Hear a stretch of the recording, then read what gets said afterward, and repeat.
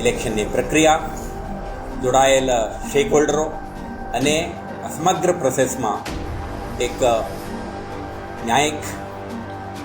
મુક્ત વાતાવરણમાં શાંતિપૂર્ણ માહોલમાં ઇલેક્શન સંપન્ન કરવા માટે પોલીસની ભૂમિકા, જવાબદારીઓ અંગે આપણે સેન્સિટાઇઝ કરી છે અને તે અંગેની વિગતવારની એક્શન પ્લાન પણ આપણે તૈયાર કરી છે. અને પોલીસ દ્વારા એક માહોલ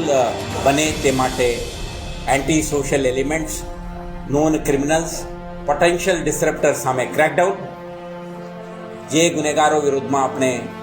ન્યાયિક પ્રક્રિયા ચાલી રહ્યું છે, જેમના વિરુદ્ધમાં સમન્સ વોરંટ, નોન બેલેબલ વોરંટનું ઇસ્યુ થયું છે, એના બજવણી, અને જે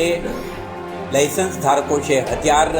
રાખે છે સ્વરક્ષણ માટે, પાક રક્ષણ માટે કે અન્ય પ્રવૃત્તિઓ માટે, એવા હથિયારોના દુરુપયોગ ના થાય, કોઈ પણ રીતે ઇલેક્શનને ઇમ્પેક્ટ ના કરે તે માટે એના જમા લેવાની પ્રક્રિયા, અને સાથે સાથે સમગ્ર શહેરમાં ક્રિમિનલ એલિમેન્ટ્સ મૂવમેન્ટ ના કરી શકે અને ડિસરપ્ટ ન કરી શકે તે માટે 11 જેટલા ચેકપોસ્ટને સક્રિય બનાવીને આપણા સઘન ચેકિંગ, આવા પ્રવૃત્તિઓ સાથે જોડાયેલા નોન ક્રિમિનલ્સ ઉપરનો આપણા જે વોચ ને સક્રિય બને તો એમના વિરુદ્ધમાં ફર્મ એક્શન માટે આપણે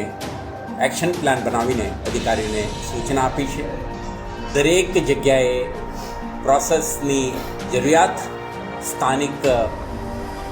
થ્રેટ એસેસમેન્ટ અને મળતી ફીડબેકના આધારે એડિક્વેટ સિક્યુરિટી અરેન્જમેન્ટ કરવામાં આવશે.